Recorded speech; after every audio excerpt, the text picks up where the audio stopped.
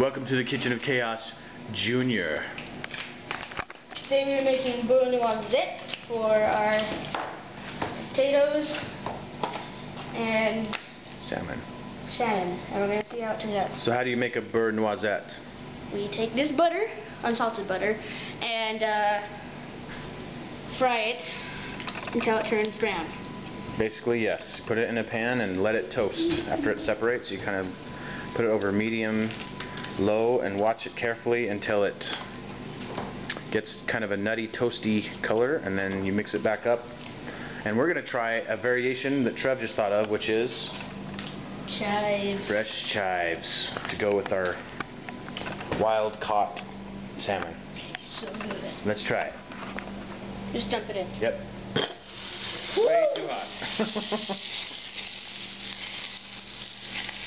Alright, get the other one. Wait, how much is the butter need? Let's just do two. Okay.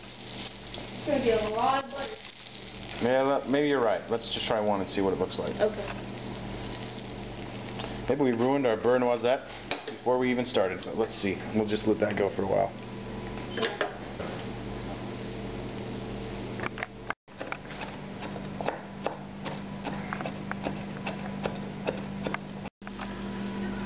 Don't drop any of that on your feet.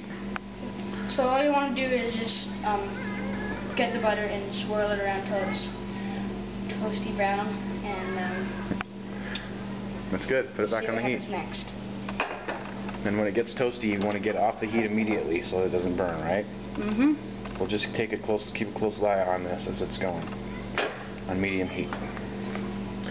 Rock on. So it stopped foaming and it's starting to look really good and smell really good, and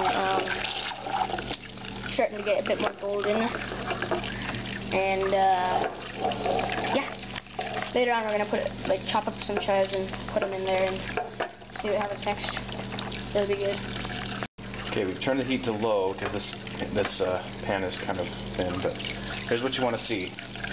The foaming has stopped, and the clarified butter has separated from the solids, and the solids are collecting on the bottom of the pan, and they're starting to get toasty. You gotta watch it carefully now, or else it will burn. So you gotta kind of. Did I mention that you want this non-salted?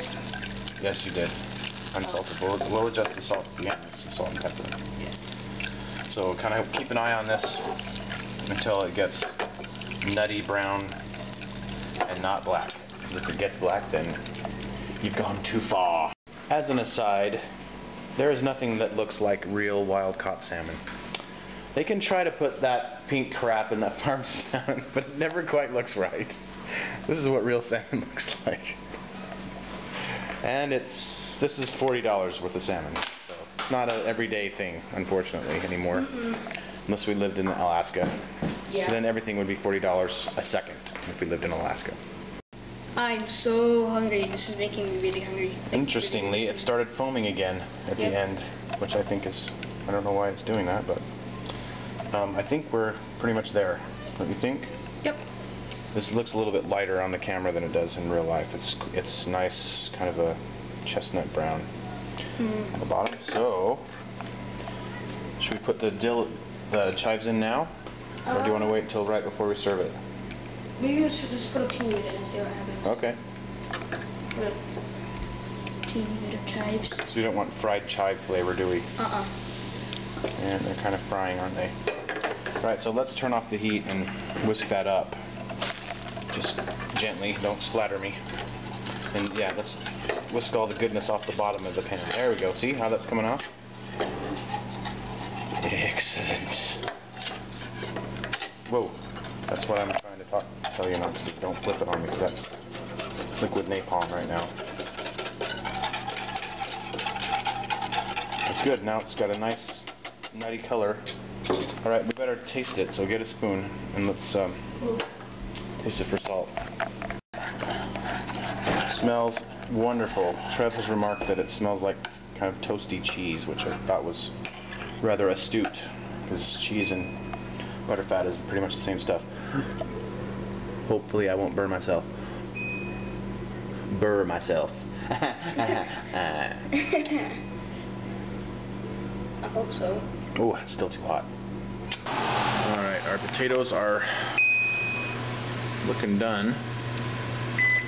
And the beurre noisette has continued to darken a bit, even though we took it off the heat, so that's good that we took it off a little bit early, I think. It's nicely toasty brown right now. And it does need some salt, so let's put some salt in. Maybe another good pinch. Okay. And you get some pepper too.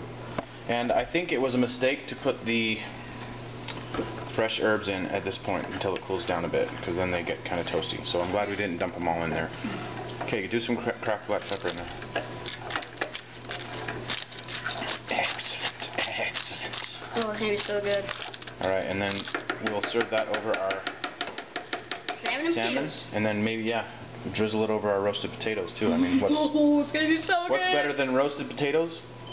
Roasted potatoes with butter on them. Give it a taste.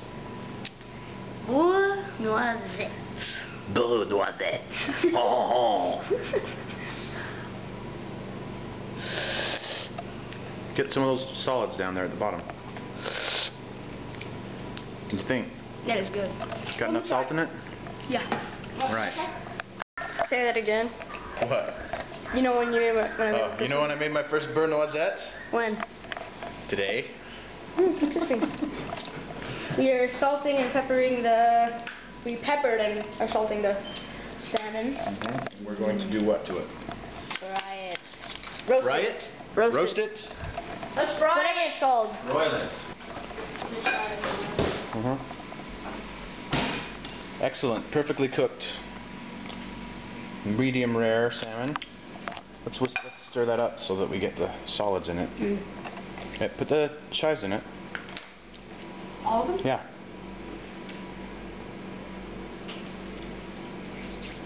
Excellent. Okay, get your spoon ready. Spoon is ready. Nice. 2 spoonfuls is about all you need. Good deal. That looks good, man. Thank you. Not bad for an 11-year-old. Why don't you give it a taste? Okay.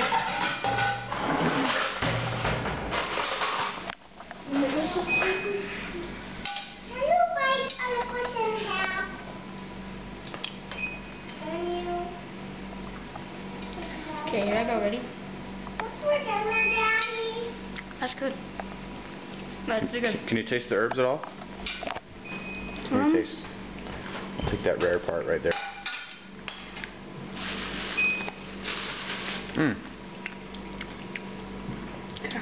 That's excellent. It's really good here. It does add a little bit of sophistication. Stop it. Excellent. See you next time on